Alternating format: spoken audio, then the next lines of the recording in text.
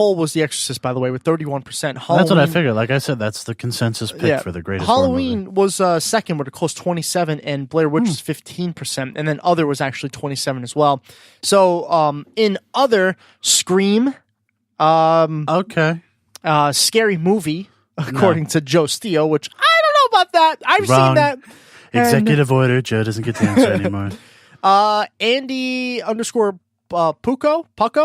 Andy P from Twitter says The Legend of Hell House, 1973. I've never heard of that. Oh, I've heard of that. Yeah, it's supposed to be really scary. And KMN Podcast, Knowing My Nightmares Podcast, which thankfully they chipped in here because I figured they probably know more than us. For me, it would be a three-way tie between The Gate, Candyman, and Dead Alive. All fun and scary.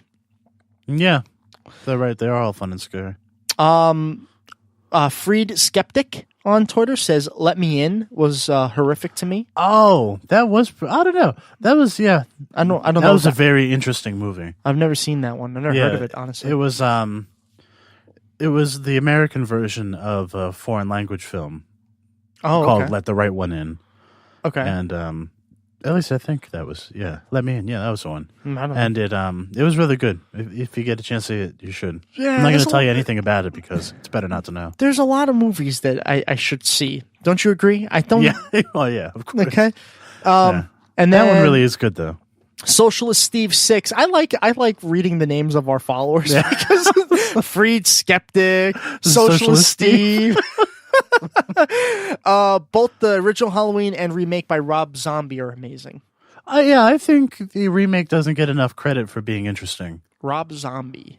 Yeah. I don't know who that is. Well, he's a heavy metal musician who's also a director. Oh, that's the same guy? Yeah, I know who guy. that is then. Yeah. I didn't know he was a director too. Okay. That's cool. And I think Halloween's probably the best movie he's directed, but I'm sure horror aficionados will be all up in arms about that statement. I'm sure, but let's see. Very good. So thank you for those who voted and participated. That's a lot of fun. Yep. And then we have a couple questions. Not too many, which is okay because we've already gone on with the stories for a long time. So our first question from the Wayward Willis. Hey, John. You still using hashtag DAO questions, which appreciated in the hashtag diet and season or episode 4. Whatever, keep using it. I like it. You should put OG after that. What are each of you most likely to be falsely accused of by someone you pissed off in the past? Oh, interesting. That is interesting. Most likely to be falsely accused of. I don't know. I mean, I know I've pissed off a lot of people, but I don't know if they'd falsely accuse me of anything. That's the thing. Like, I'm an asshole, but I've never done anything that's like bad or illegal. Yeah. So like, what would somebody accuse me of? Because I'm not a violent person by any means, so no one could falsely accuse me and sell it that I abused them or hit them or something. Because I'm a bitch when it comes to stuff like that. So I don't know. I don't know what I'd be falsely accused of by somebody. Who have I pissed off? Let me start with that. Who have I pissed off in the past? Yeah, I don't know, Austin. Do you got anything? Oh, I mean, I've pissed off a lot of people, but what would they accuse you of then? I don't know. I mean, I don't know. Maybe like. This is not something that you can get arrested for by any standards, but like maybe just like cursing them out. I can see myself cursing people out. I've done it before. I cursed my boss out like 2 days ago. So I probably that. Is that good enough to answer that question? Falsely accused makes me want to think that it's like I could go to jail for this. Yeah, that's the thing. Yeah, like I don't know. Can you get thrown in jail for cursing someone out? Yeah, I don't know. I don't know. But that's all that I can think of because I'm really I try not to get involved with the law. Yeah, I don't know. Like I've pissed people off, but I don't think I don't know. And it's like, and I know the conservatives would say, "Oh, well, they falsely accused me of sexual assault," but yeah, exactly. I just couldn't see that happening. That would never happen with me. No. No, absolutely not. All right, so that's actually a hard question. Appreciate the question there, John.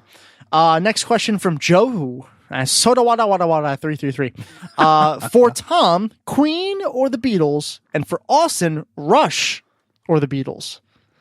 All right, who wants to go first? You go ahead. You want me to go first? Go ahead. Joe, this is easy. This is easy. Look, as much as I love the guys from Rush, and as much as I love that band and how they've been part of my identity for 27 years, it's the Beatles. I mean, come on. Like, that's simple. The Beatles changed the face of the world. They did. Yeah. And for that, I admire them. But for me, it's Queen. That's it. It's okay to be wrong, Tom. Listen. Look, I love Queen, too. I clearly love the Beatles. The Beatles are easily a top band for me, and they should be for anyone who admires classic rock like the two of us. But I say this to everyone who ever asks me this. I find myself listening to Queen all the time. I don't always listen to the Beatles. Well, but I don't know if that's what the question's asking. Well, it's not very specific either. No, the way I'm taking it is like, who would I listen to? Who would I rather listen to? Both are fucking amazing, and I'll take either one. If it's who I would rather listen to, then the answer is the opposite. But if it's who is better, it's the Beatles. If it's who is better by how though? Musically? Because I think both Rush and Queen are better musically than the Beatles. They are more talented musicians, yes. Yeah. But I feel like no band could ever match up with the Beatles because no band has ever changed history. Right. Like the Beatles have. I will not. And as a matter of fact, without the Beatles, you wouldn't have either of those bands. Well, I agree. And I'm not debating that. But that's what I'm saying. When you have a band that's that monumental, there's nobody that can compete with them. I guess it just depends on what he means by Queen or the Beatles or Rush or the Beatles. If it is who I'd rather listen to right now and any time of the day, it's probably going to be Queen. Queen's and I would say the same thing. Yeah, they're my favorite band. I've listened to Rush probably, like, if you had a ratio of Rush to Beatles, it's probably like 10-1. It's probably about the exact same, or maybe even more when it comes to Queen, because I love this band.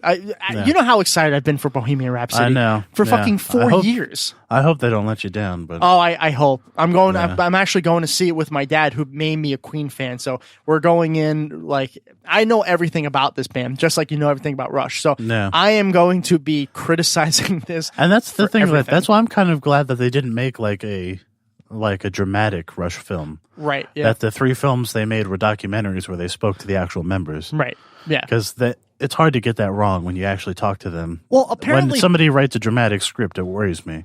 Mm-hmm. Well, apparently, Brian May and Roger Taylor, the two of the surviving members of Queen, are big parts of this movie.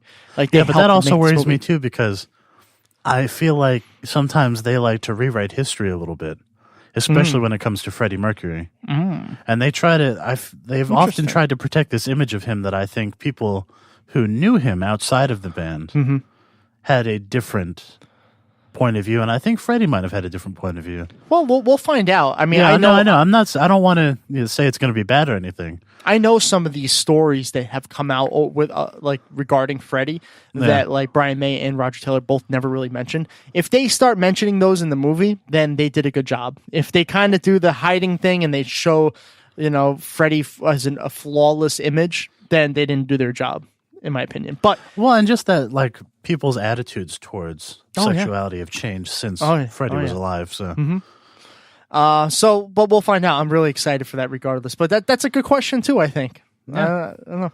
And it was vaguely worded enough to have interesting discussion. Exactly. And I'm sure Joe didn't do that on purpose. I don't know. Just throwing you under the bus. He's a smart guy. He's a smart guy. He might have. Maybe, yeah. And then this is a question, but he said how I feel when I hear Tom pronounce Arkansas, and it's a picture of what's his name, Barney from How I Met Your Mother, Neil Patrick Harris, shooting himself. Double over, Suspicious Package, the Elton John cover band. Interesting. Okay. Yeah. And he said he's also honored to be our new cover band correspondent. With this title, I will bring justice, integrity, and terrible music to justice. Okay. And we had a couple other questions that we missed last week, or he actually asked us after we did the episode. So Dr. Ninja Monkey, 2 more questions. Oh, boy. Favorite favorite, because there's a U thrown into the word favorite. The proper way. Favorite. No, fucking bullshit. Favorite cartoon intro tune. For me, I think it's Gummy Bears, maybe DuckTales. That's what he said. So what do you think? Favorite cartoon intro theme. Does it have to be a children's cartoon? No, that doesn't specify, so probably not. Because if it's any cartoon, it's probably The Simpsons. Oh, that's a good one. Yeah. That's a good one. Is that your final? Is that what you're going with? Yeah, I think so, yeah. If it's not a children's cartoon. If it's a children's cartoon, maybe Dexter's Lab. I always like that one. Oh, okay. I'll do one of each as well then, for adults and kids. For me, I know it's a bad one, but I've always loved the South Park opening tune. Oh, no, I love that one too. Yeah, it's Primus. Yeah, it's fun. It's really cool. But my favorite of all time, it's always been Hey Arnold. Did you ever watch Hey Arnold? Yeah, I watched Hey Arnold. Yeah. It's got that I grew up in the 90s. Well, yeah, but you didn't grow up the way normal people grow up. Listen to you, mister. I've never seen a movie in my life. Listen, I watched plenty of Nickelodeon cartoons. I didn't expect you to actually say that you did as well. I watched quite a few of them. I watched Hey Arnold. I watched Rugrats. Real Monsters. Mm-hmm. Ooh, Doug, when it was still Nickelodeon. Yeah. Wait, when did it leave? It left Nickelodeon? Yeah, it went to the Disney Channel halfway through the decade. Yeah, I didn't know that. Yeah, and it was not good. Yeah, I only remember the Nickelodeon one, so maybe I just stopped watching afterwards. And then I watched, there was one on, was it Recess that was on Disney Channel as well? Yeah, that was definitely Disney. Those were the only 2 I watched on Disney, and Doug was terrible. And I still liked Recess. I thought it was okay. Disney, I think the only cartoon I used to watch is Kim Possible. Oh, okay. I used to watch Kim Possible a lot. I don't remember why or if I liked it or not. Yeah, I guess that might have been the only cartoon. Oh, and Rocko's Modern Life I watched. Nickelodeon, I watched almost all of those, from Cat Dog, Rocket Power. See, when it got to those, I think is when that was the end of cartoons for me. Wow, Rocko's Modern Life is a good one too. Hey Arnold's always been my favorite for sure. But the Rugrats is another very, very good one. It's funny, I always feel like Hey Arnold was responsible for when I watched that show, I fantasized about living in the city. Oh, really? Yeah, New York specifically. How about that? Yeah. I think they were they Queens, maybe? I think they even mentioned it at one point. Yeah, they were in Queens, yeah. No. And then the next question and the last question is also from Dr. Ninja Monkey Dan from Two Skeptical Chaps. Worst nickname you've given an ex, and then parentheses he says Horseface. Which I assume is not a nickname he's given his ex. I believe it's referring to the president. He did not specify. Yeah. I have never given a nickname to a girlfriend. I've never been one of those guys.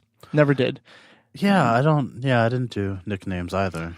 And when he says given an ex, like post dating, like I think so.